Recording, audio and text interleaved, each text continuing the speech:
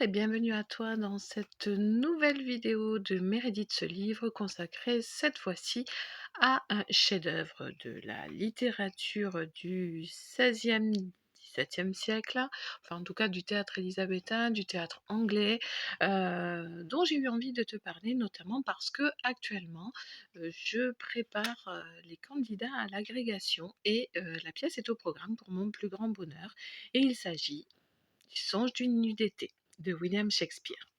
Alors, beaucoup de thèmes hein, dans cette pièce, notamment, et j'ai envie de dire surtout l'amour, des amours différentes, des amours contrariés, des amours qui vont de la perfection à l'impossible, des amours qui vont du duo au triangle, qui vont du naturel à l'arrangé, qui vont du social au magique.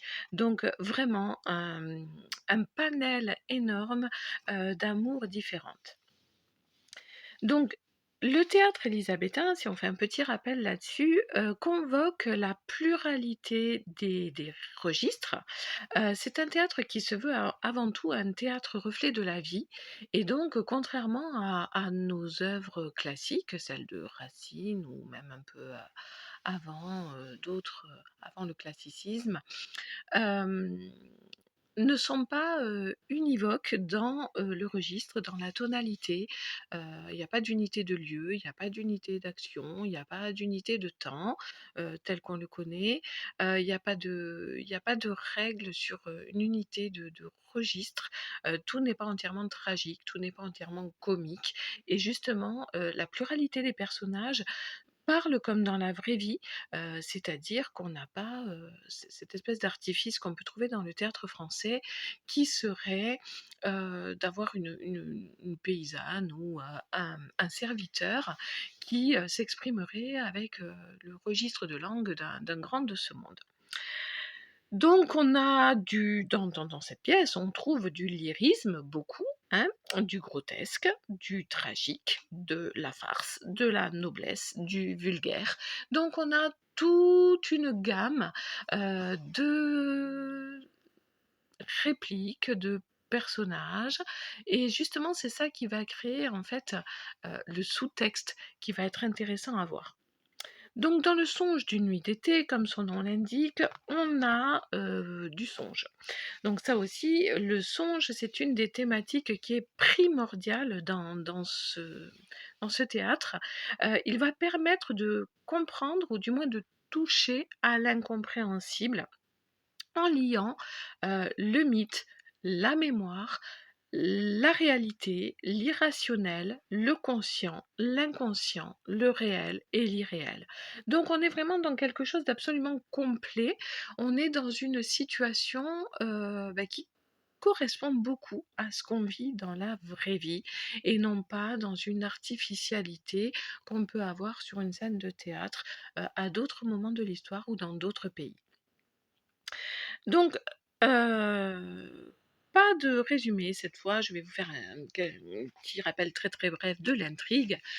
Hippolyta, reine des Amazones, va se marier dans 4 jours avec, Thésée et donc, pour ce mariage, Thésée demande, à avoir un divertissement entre le moment où la noce va être célébrée et le moment de monter dans la chambre nuptiale et donc il va charger son maître des festivités, de trouver, une troupe pour, jouer une pièce, de théâtre. Ce qui va être fait avec notamment, une troupe d'amateurs, ce sont des artisans, hein, il va y avoir un tisserand, un maçon et cetera qui vont jouer Pyram et Thisbé, qui est une pièce tragique, et qui vont, donc, constituer une des parties comiques, vraiment comiques de la pièce. Parallèlement à ça, Thésée est pris à partie par Égée, parce que, sa fille Hermia refuse d'épouser celui à qui il la destine puisqu'elle est amoureuse d'un autre. Donc on va avoir heu, 2 couples, donc les 2 garçons Lysandre et Démétrius et les 2 filles Hermia et Helena et donc il va y avoir tout un quiproquo sur qui aime qui n'aime plus qui n'aime pas, pourquoi et cetera. Enfin bon, qui va aussi être dans le comique, mais on va voir pas que. Et puis encore au-dessus, on va avoir dans le monde des fées, Titania, la reine des fées, et Oberon, qui se disputent parce que Oberon veut absolument, récupérer un jeune garçon, que Titania a pris en affection, qu'elle veut garder pour elle et dont il veut lui faire un page. Donc, ils vont se disputer. Titania va camper sur, ses positions et ne pas vouloir donner le jeune garçon et Oberon va charger son bras droit Puck, de tout un subterfuge pour, abuser Titania, et hem et lui jouer un tour, de manière à ce qu'elle consente à lui donner, le gamin. Sauf qu'entre-temps, ils vont rencontrer, les amoureux, ils vont créer un bazar pas possible, toute une série de quiproquos qu'on va retrouver par exemple beaucoup plus tard dans le théâtre de boulevard, mais ces espèces de triangles amoureux improbables où on se dit: «Mais quel bazar, mais quel bazar!» et du coup, le petit monde, le grand monde, le monde des artisans, tout ça va se mélanger le temps d'une nuit d'été. Donc voilà, je devais pas faire un résumé, je l'ai fait quand même, histoire de te rafraîchir la mémoire, mais le mieux c'est encore d'aller lire William, ou encore mieux d'aller le voir au cinéma, au théâtre, encore mieux, ou en ballet. Bref, comme je viens de te dire, il y a 3 mondes. Les nobles, les artisans, donc qui font partie du vrai monde, et les fées qui font partie du petit monde ou du monde d'en bas ou du monde irréel. Ce n'est pas pour rien d'ailleurs que Shakespeare, crée ces 3 niveaux. Les artisans représentent, le trivial, le pragmatique, le corps. Les nobles, Titania p pardon, Thésée et Hippolyta, et toute la cour, d'Athènes, puisque ça se passe à Athènes, vont, représenter l'esprit, le raffinement, la culture, et les fées vont représenter la nature, le cœur, l'âme et l'irrationnel. Au-dessus, de ces 3 mondes, il y a le monde mythique, incarné par, ceux dont on ne verra finalement qu'une caricature tout au long de la pièce, c'est-à-dire Pyrame et Thisbé, qui préfigurent quelque part, si tu t'en souviens, Roméo et Juliette, puisqu'il s'agit d'amour contrarié où l'un croit que l'autre est mort, donc il se tue, et quand l'autre se rend compte que son amant est mort alors qu'en fait il n'est pas mort, il se tue quand même. Bon, bref, là aussi, bazar. Alors, le songe d'une nuit d'été peut être regardé au premier degré, ça marche très bien d'ailleurs, il y a beaucoup, de collèges, qui, abordent le théâtre par cette pièce parce qu'elle est très accessible, elle est drôle et elle est sur des motifs un peu répétitifs, sur du comique de répétition, sur de l'amour, de la légèreté, donc ça passe très, très bien avec un jeune public. C'est plein de féerie aussi, donc là aussi ça fonctionne très bien. Par contre, si on creuse un peu, et c'est ce que je te propose de faire aujourd'hui, on va voir que cette pièce est émaillée, véritablement, alors je regarde sur le côté parce que j'ai mes petites notes, hein, j'ai plein de trucs à dire, est émaillée par des références aux mythes, que les contemporains de Shakespeare, maîtrisaient, parfaitement, mieux que nous en tout cas. Ce qui fait, alors petit appel pour les agrégatifs, ce qui fait appel notamment à ce qu'on appelle la mémoire culturelle. C'est-à-dire que pour nous, ça nous demande un effort d'aller, chercher, les références, Pyrame, Thisbé, Égée, Thésée, Hippolyta et cetera. Ça ne nous est pas naturel, alors que pour eux, ça nous est aussi, simple que, Cyrano de Bergerac ou Harry Potter pour nous. Donc si la connaissance, des mythes n'est pas une clé de lecture pure, puisqu'on peut s'en passer comme on le voit avec notamment, les quatrièmes et les cinquièmes qui l'apprennent, elle aide à une compréhension, plus fine par notamment analogie de sens. Et donc Shakespeare va travailler là-dessus avec économie, comme le faisaient ses semblables d'ailleurs, c'est-à-dire qu'il suffit qu'on parle de Pyrame et Thisbé pour que pour eux, tout de suite, on évoque les amours contrariés et les amours tragiques. Donc il oriente, enfin la connaissance des mythes va orienter le sens de notre lecture de manière anticipée. C'est-à-dire que dès lors qu'on nous pose le décor sur Athènes, qu'on parle de Thésée, on a dans notre mémoire culturelle des petits signaux qui s'agitent, ce qu'on appelle la valeur proleptique, l'intertextualité et l'économie d'explication pour l'auteur. Donc ça fonctionne très bien sans, mais ça fonctionne encore mieux avec. Ceci est donc un appel au peuple à ce que vous alliez chercher du côté des mythes ce que peuvent véhiculer comme sens tous les mythes qui sont convoqués, y compris les mythes celtes de la forêt à travers le petit peuple, qui sont donc convoqués par Shakespeare. L'amour donc est traité aussi ici de plusieurs manières, donc platonique et édénique, complètement éthéré, décorporé, je sais pas si ça existe, mais je pense que tu vois ce que ça veut dire. Mais il est aussi traité de manière extrêmement physique, charnelle, voire sexuelle, ce qui, à l'époque, n'est pas complètement abscon. Ça l'est pour le classicisme français un siècle plus tard, parce que ce n'est pas bien séant, mais chez les élisabétains, ça passe crème. Donc le petit monde de la nature ancre l'histoire dans un genre qu'on appelle la pastorale. La pastorale, comme son nom l'indique, c'est un lieu de culture, mais un lieu de culture rêvé, un lieu de culture édénique, qui est une zone de liberté, une zone de non-droit, dans laquelle il n'y a pas de hiérarchie, il n'y a pas d'organisation politique et sociale, il n'y a pas de contraintes. Les bergères peuvent tomber amoureuses des grands seigneurs sans que cela soit une mésalliance. Les moutons peuvent aimer les loups sans problème de chaîne alimentaire.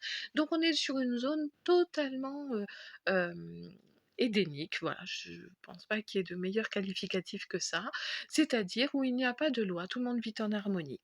Donc dans le petit peuple, celui des fées, des elfes, des satyres tel que nous le présente Shakespeare, nous sommes dans un genre de jardin d'Éden, avant la faute, bien sûr.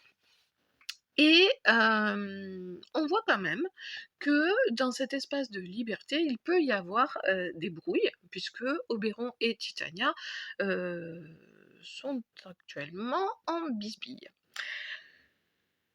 Très intéressant de voir là aussi, et qui contrevient à notre tradition française, l'hypersexualisation des personnages féminins, heu, qui sont présentés comme des êtres de désir, certes, mais aussi des êtres de volonté, voire des êtres de pouvoir, et l'amour est vu comme naturel autant qu'il est vu comme une arme de pouvoir.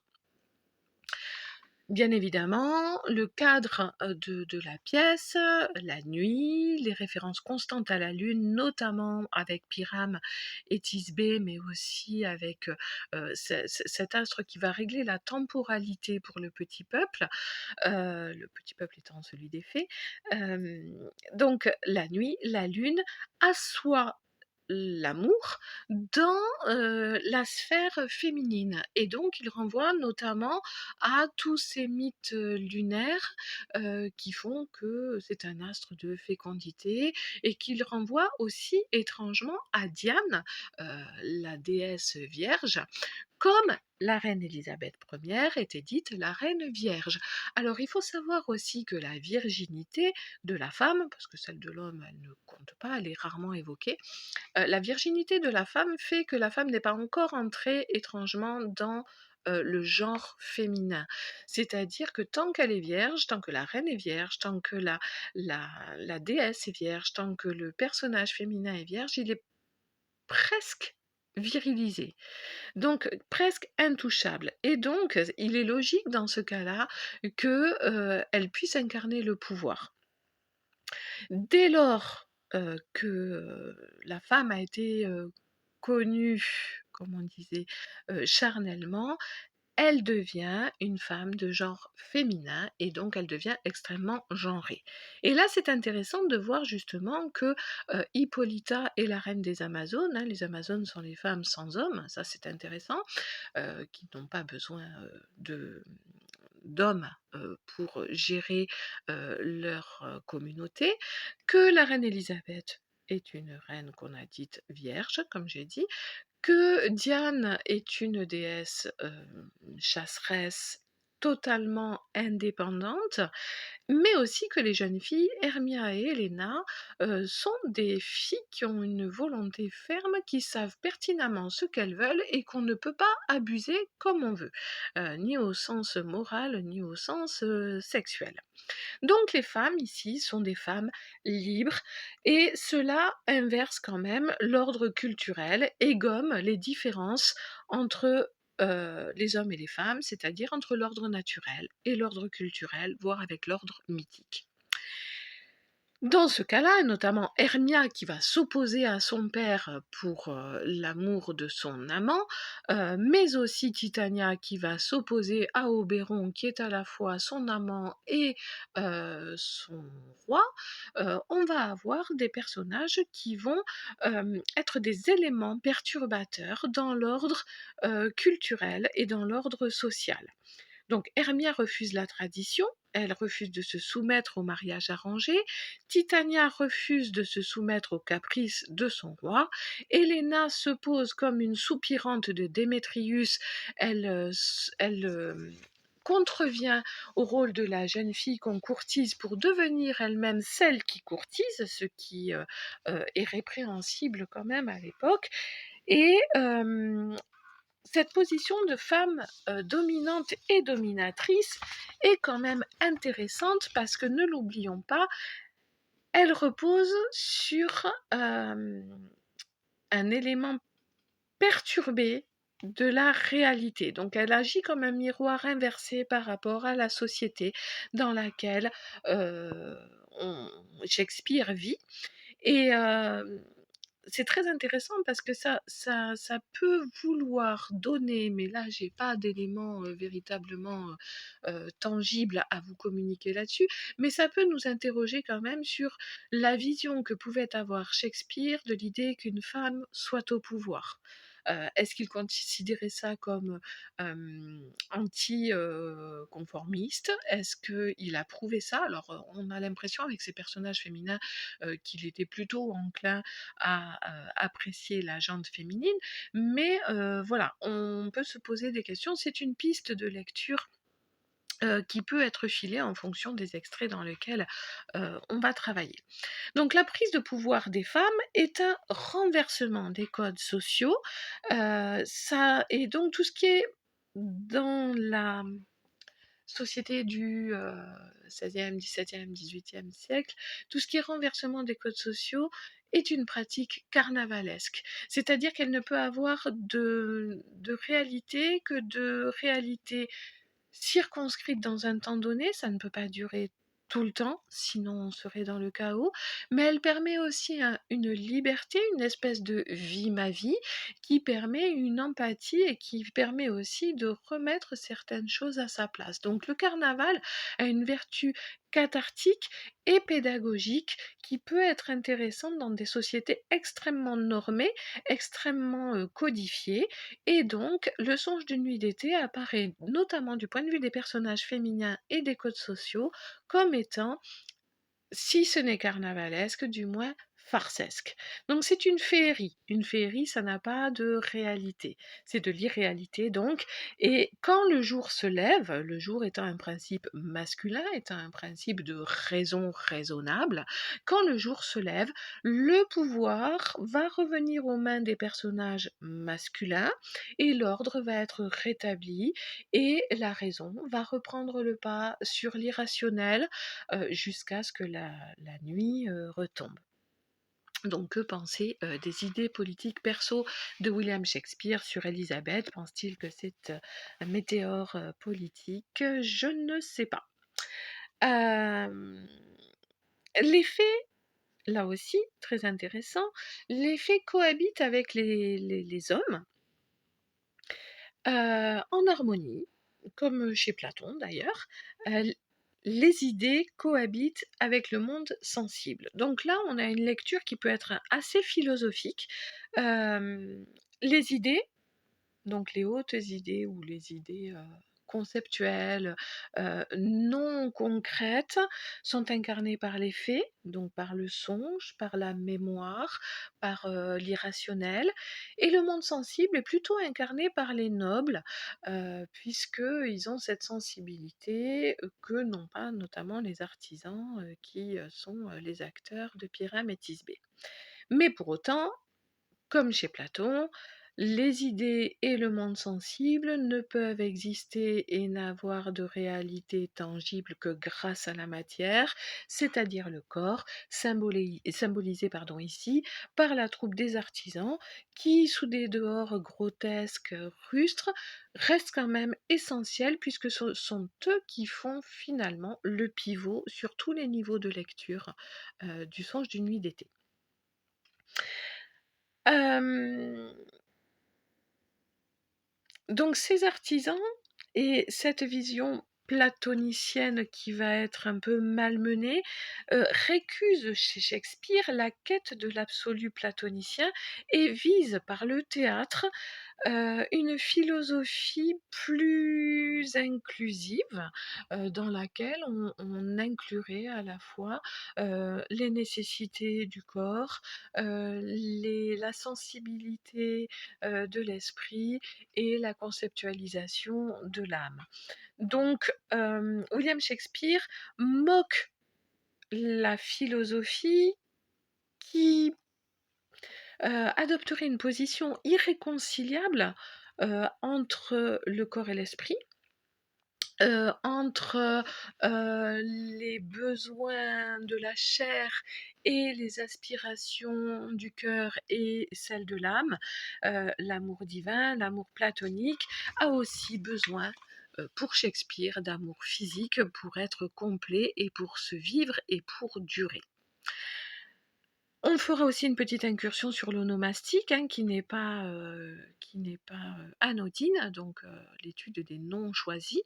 Donc les persos semblent avoir des noms qui ont un sens, voire un méta-sens, et qui donnent aux personnages une hauteur supplémentaire. Alors c'est très très évident avec les artisans, hein, notamment Queens, qui est un terme de maçonnerie, hein, ce sont les coins qui permettent, enfin je suis pas très très forte en maçonnerie, mais de ce que j'ai lu, voilà. Pareil bottom, qui a un sens, intéressant dans la mesure où, ça a un lien avec, le métier de tisserand. Et donc ils portent finalement le nom de leur tâche comme si, pour, un être du peuple, hem être et faire était à peu près similaire, comme si, notre vie était, tellement, signifiée par ce que l'on fait, que ça finissait par absorber ce que l'on est. Ce qui n'est pas faux puisque, la plupart de nos noms de famille, sont issus, de nos missions, de nos tâches, de nos métiers, pratiqués, il y a fort, fort longtemps par, nos ancêtres. Au-delà de ça, on a des personnages qui sont archétypaux, voire allégoriques comme Thésée, Hippolyta, Égée, qui renvoient, comme on le disait en première partie, à, des structures mentales qui nous orientent vers, une noblesse, un héroïsme, une sagesse, une indépendance, de chaque personnage. Donc par économie, l'onomastique que donne Shakespeare va conduire très facilement pour celui qui le comprend, à un sens et une fonction, une mission donnée au personnage. On va retrouver aussi, les codes d'une littérature très à la mode à l'époque, c'est-à-dire le pétrarchisme, à la mode dans l'Angleterre élisabéthaine, hein, notamment à travers le personnage des 2 jeunes filles, Helena et Hermia. Même si, sous, la douceur de l'amour et de ces jeunes filles, blondes, éthérées et cetera, on a quand même une violence sous-jacente des rapports amoureux. Tout se passe comme s'il ne pouvait y avoir, alors ça m'a choquée, je pense que je suis pas la seule, toi aussi peut-être quand tu l'as lu, tout se passe comme s'il ne pouvait y avoir de contrepoint à l'amour que la haine. Alors il y a des dialogues qui sont absolument, choquants, hein, ils sont un peu #MeToo je crois, puisque, à partir du moment où l'un des amoureux, ou des amants plutôt, puisqu'amoureux c'est celui qui aime sans être aimé en retour, donc c'est plutôt les filles là pour le coup qui sont des amoureuses. Donc à partir du moment où l'un des amants est frappé par la magie et qu'il n'aime plus celle qu'il ne doit pas aimer, ils la détestent, purement et simplement. Et ils leur disent des trucs, mais hyper violents, quoi, hein, des trucs, «Va, je te déteste, tu moche, comment j'ai pu une seconde aimer une fille comme toi? Non mais franchement, si je pouvais, je me frapperais». Enfin des choses, heu, enfin nous, on entend le quart de la moitié de ça, soit on le tape, soit on porte plainte, hein, de toute façon. Donc voilà, c'est comme si finalement, une fois que l'amour a déserté, il ne pouvait rester que la haine. Il n'y a pas de tiédeur, il n'y a pas d'indifférence, encore moins d'amitié possible entre 2 sexes différents. Seules les passions chaudes, hein, l'amour, la haine, la jalousie, la colère, la passion, sont possibles, dans ce théâtre. Hem Notons d'ailleurs que, en filigrane, des formes d'amour dont on a parlé, on a certes, de l'amour hétérosexuel, mais on a aussi, vous regarderez bien, heu, une sorte d'homosexualité, latente, notamment entre Hermia et Helena, beaucoup plus que, ou voire, Titania avec ses fées. Donc plus des amours saphiques que, des amours, homosexuelles masculines, mais voilà, il y a un truc là aussi. Donc, voilà, il y a beaucoup de références, pétrarchisme, la tragédie antique notamment. On a aussi, comme on a vu, la pastorale, on a la farce aussi. Alors là, le temps ne nous permet pas de travailler sur ce procédé du théâtre qu'aimait énormément Shakespeare, theatre within theatre, donc le théâtre dans le théâtre, c'est-à-dire ce moment où, le dramaturge va faire une mise en abîme de son art pour pouvoir avoir à la fois une réflexion sur l'ars poetica, sur l'art poétique, et en même temps une réflexion sociologique sur l'utilité du théâtre dans la vie de tous les jours. Et pour, dédramatiser certaines choses, hein, parce que, le prologue que Bottom propose pour expliquer qu'ils se font pas vraiment mal, qu'ils meurent pas vraiment, que l'honneur est sauf, c'est un peu, quand même se moquer, de la poétique d'Aristote avec, la bienséance sur scène et la vraisemblance et après surtout, tout ce qui est de l'ordre du théâtre comme immersion totale, hein. On a déjà quelque chose de l'ordre de la distanciation, qu'on pourra retrouver, dans le théâtre contemporain et le théâtre, moderne d'Artaud et cetera, bien, bien, bien, bien avant. Donc voilà, on n'a pas trop le temps, peut-être je ferai une capsule là-dessus, si ça t'intéresse, tu me le dis en commentaire. Donc là, pour l'instant, je voulais surtout vous parler de l'amour et des personnages parce que c'était hyper intéressant. Alors, certes, la pièce est drôle, hein, sinon ça plairait pas au cinquième. Donc certes, et à nous non plus. Donc certes, la pièce est drôle, mais malgré tout, si tu regardes bien, avec ce qu'on vient de dire, notamment sur la violence, il y a une vraie tension dramatique. C'est-à-dire qu'on est sur le fil du rasoir et que tout au long des scènes, on ne sait jamais si l'amour va s'accomplir ou s'il va échouer, si, les épreuves vont mener à la tragédie ou si au contraire ces épreuves initiatiques pour les jeunes amants vont être récompensées de succès. Donc à chaque fois, on ne sait jamais de quel côté on va tomber et puis surtout, on a cette manipulation, systématique des fées avec leurs gouttes de poison, de filtre d'amour sur les paupières, qui jouent et déjouent et tissent et détissent l'amour, comme si finalement on était pour rien dans le fait de tomber amoureux, de désirer, et que ça nous tombait dessus malgré nous. Poussé à l'extrême quand Titania tombe amoureuse de Bottom, transformé en âne, donc ça très intéressant aussi. Décidément, je crois que je vais faire une autre capsule sur le songe d'une nuit d'été, vous me le dites, hein. Donc les songes, les sortilèges ressemblent à chaque fois à des petites morts. Chaque nuit, on voit finalement Eros et Thanatos se disputer le cœur, la mémoire, le corps des amants.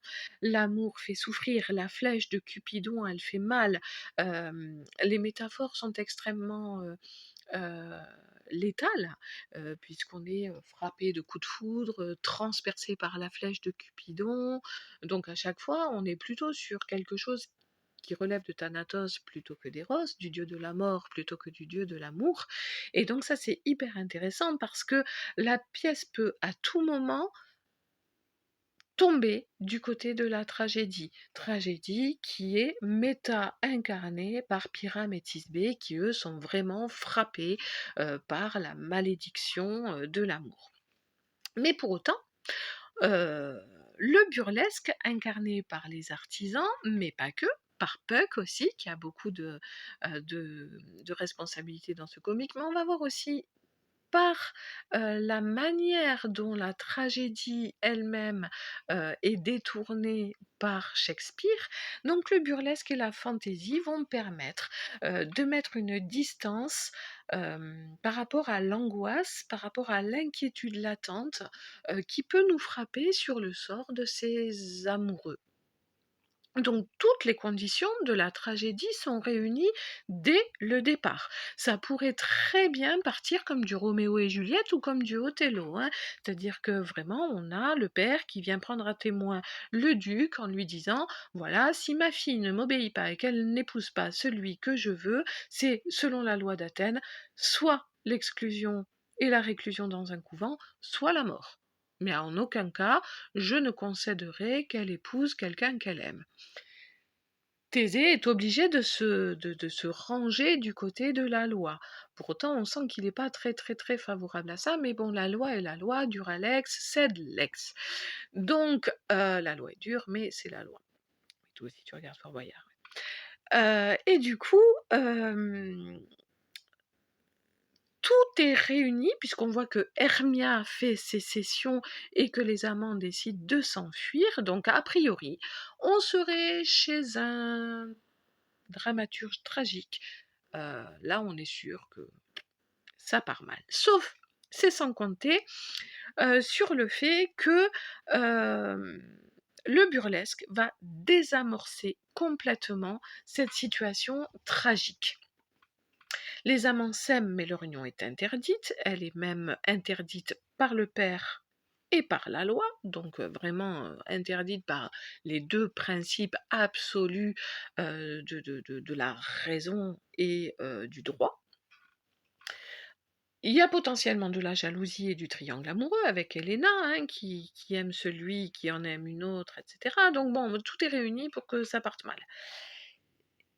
Et donc, le burlesque va détourner ces codes amoureux et par le biais de l'irrationnel et de la magie, va finalement contrevenir à tout ce qui pouvait condamner ses amours et finalement, non seulement il va les sauver, mais en plus il va les bénir au nom du sacré et de la loi et le père n'aura plus rien à dire en plus. Donc ça, ce qui est très bien. S'il est question d'amour, et je vous ai parlé au début de toutes les gammes d'amour possibles, il est aussi question chez Shakespeare, dans cette pièce, d'amour-propre. Amour-propre qui se décline du plus bas niveau, hein, avec Helena qui voudrait être l'ombre de son chien, pour paraphraser Jacques Brel, donc qui est vraiment dans une position de femme euh, pff, euh, celle qui va courtiser, celle qui va s'aplatir, celle qui va accepter l'inacceptable uniquement pour mendier un peu d'amour, donc personnage qu'on a très peu l'habitude de voir en littérature, du côté des femmes, plutôt des côtés des hommes, mais pas du côté des femmes, surtout pas des jeunes femmes, des belles jeunes femmes, et des jeunes femmes qui pourraient épouser quelqu'un, puisque a priori rien ne s'opposerait à un mariage. Jusqu'à Bottom, l'artisan qui est présenté comme un fat, imbu de lui-même et qui vraiment incarne non seulement l'amour-propre, mais la vantardise et l'ego démesuré. excès d'amour-propre ou manque d'amour et manque d'amour-propre. Donc du coup, ici, Shakespeare aborde vraiment toute la gamme des amours humaines, mais pas que. Enfin, ce qui est très intéressant et qui, encore une fois, détourne cette pièce des codes tragiques, voire dramatiques habituels, c'est que Shakespeare ici ne s'inscrit pas dans l'idée d'un destin inexorable, d'un fatum auquel on ne peut échapper. Au contraire, ici, il fait l'éloge de l'éphémère, de la légèreté. Il n'y a pas de raison d'État, il n'y a pas de cause politique, il n'y a pas de décision des dieux. On est vraiment sur de la légèreté, du futile, et tout cela est représenté par la nuit, l'été, le songe, tout ce qui est fugace finalement et qu'on apprécie euh, bah, par l'inutilité ou la légèreté de chacune de ces choses. Donc par ce biais-là, il va valoriser l'irrationnel de l'amour qui repose ici sur une certaine folie, hein, je te rappelle, le cœur a ses raisons, gna gna gna gna gna gna. Donc l'irrationnel de l'amour qui est complètement matérialisé par le fait qu'il soit la proie de la magie, de la féerie. La loi qui tente d'encadrer l'amour ne peut qu'échouer, puisque l'amour rationnel est voué à l'échec. Petit tacle de Shakespeare au passage sur les mariages arrangés qu'il réprouvait absolument.